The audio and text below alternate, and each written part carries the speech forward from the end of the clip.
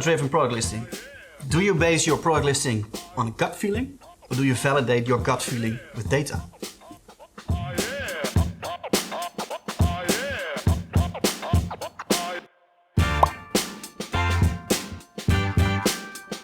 So winning in e-commerce is all about data. Data, data, data. Ruben, Greenhouse is also all about data, right? Correct. Yeah, the backbone of our company is based on data. We always work based on data. We validate things on data. Basically, we're kind of a nerdy, data-driven. Especially agency. the nerdy part. Yeah, especially the nerdy part. Cool. Yeah. Yeah, but you know that's e-commerce is all about data. I've seen it for years, and I've talked to so many owners of businesses that were doing business based on gut feeling. And most entrepreneurs start a business based on gut feeling, right?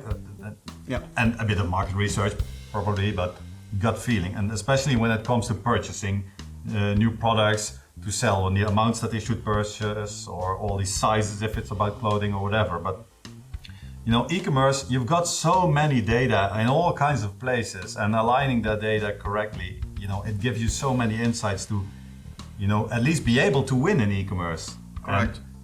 So the chances of winning are far greater, and it's not just fingers crossed and we hope that we win, right?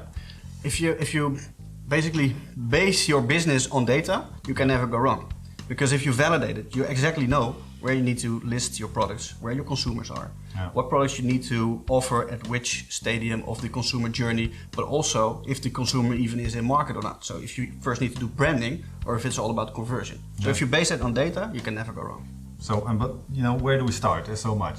So basically, where you need to start is first, before you even start to produce this product data of data-driven product listing. Yeah. It's a mouthful. Mm-hmm. You need to find a way to organize your distribution, of course, and to how to get that data in and how to organize and orchestrate that data. We can do that for you, of course. So that's basically, it's called our big intelligence department, or big intelligence analysis. Mm-hmm. What we do is we combine internal data, external data, your own product data, your own sourcing data from bol.com, Amazon, Kaufland, you name it. Mm-hmm. We combine it with search trends, we combine it with market trends, and then we put it all together in one big data pile. And out of that data pile, there come out some really clear insights in where your consumer is at which stage and how they behave within the online environment. Yeah. So that is basically what we start out with. After that, we use that information to determine the best price setting for your products. Yeah. So we know your product margin and your product marketing mix, of course, and what you should invest in or what not. So what is driving the price up or down. Yeah. And then based on that, we can compile a really good product or data-driven product listing, which is both profitable but also commercially very attractive to you. Yeah, and that's, you know, I understand from a brand's perspective, this type of research, you know, to what is the correct price, for example, on the marketplace makes sense. Mm-hmm. But if you're a reseller, yeah, most of the time, so what we see is it's just about getting the buy box. Correct. Because, you know, otherwise you won't even make any revenue on that product. Yeah. So this data-driven approach on listing, and especially then the pricing part, you know, is it applicable to resellers even? The pricing part is also applicable to resellers, although it's a bit more difficult than when you're the brand owner or when you are the producer of this product, of course. If you're buying from a wholesaler or from a brand, of course, it's a little bit more difficult, especially since you're not allowed to change a lot of those prices. So you have this recommended retail price, which you always need to respect in some way, or you can do a little bit of up or down pricing, but basically that's it. You have to move in between minimum and maximum margin, of course. Apart from, you know, that those brands don't want you to really defer a lot from these prices, I guess it wouldn't make sense because you'd either be too expensive on the marketplace, for example, or don't make any profit at all. So that makes sense that there's a bandwidth in which you can operate. But I was thinking about, you know, these resellers have a lot of competition, you know, and if some competitor is cheaper than you and has better cut-off time and everything, chances are they're getting the buy box, and you're not, so you're not making any revenue.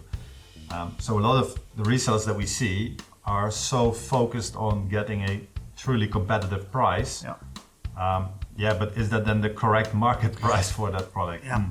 And it's also not only about price, of course. No. You obviously also state, which is very true, that the operational parts are equally important as the price. So your cut-off time, your on-time fulfillment, but also the complete brand experience, positive reviews. So that's all also part of this algorithm, right? And which is based on your ranking, or which your ranking is based on also if you are assigned to the buy box or not.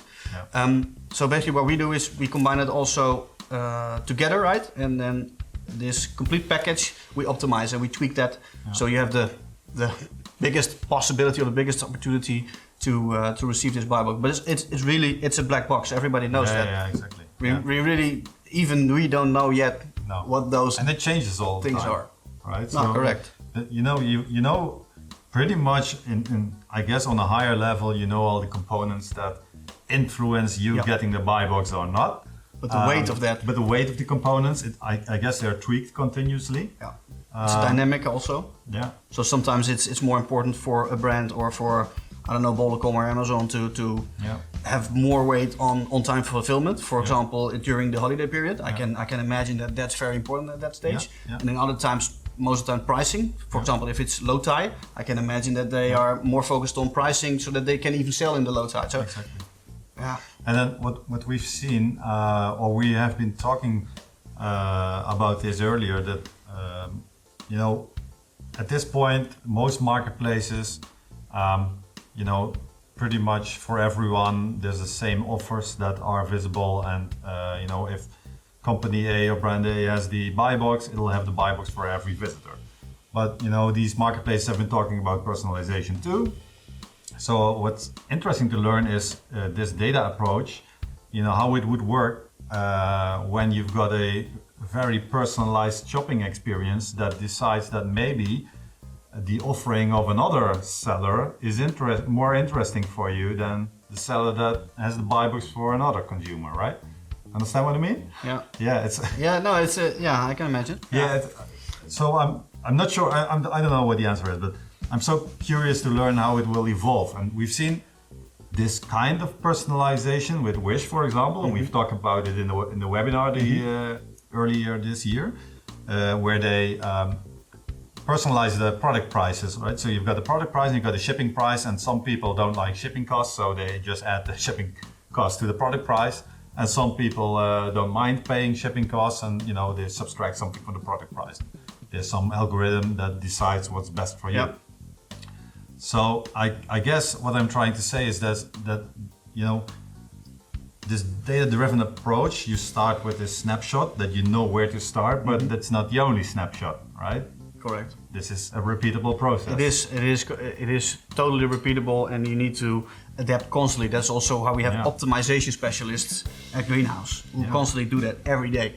Yeah. So they optimize the assortment. Yeah. So today, for example, product A could be very high in demand and could easily have the buy box, and then the next day that could be totally gone. Yeah. Or also, what we also have seen with customers that today you are one of the 4 competitors on this buy box with the exact same product, but Amazon or bol.com has the stock and they sell it themselves, so they have automatically the buy box.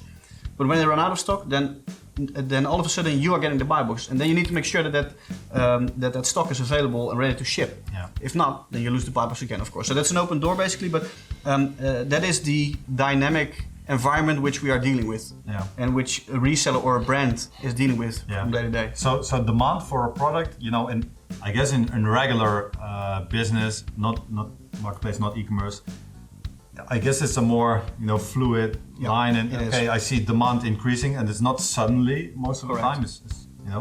But so in this case, when you suddenly get the buy box for a popular product because of the fact that Amazon doesn't have the stock or bol.com or whatever, whoever, it's just boom, you're there. It is. The difficult part is you can forecast for market trends, and you can forecast for seasonal trends. That's what we do also within this data-driven approach and with the omnichannel plan for approach.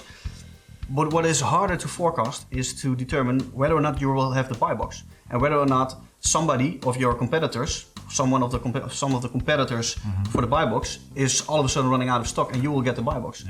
And that's far harder to determine and to forecast.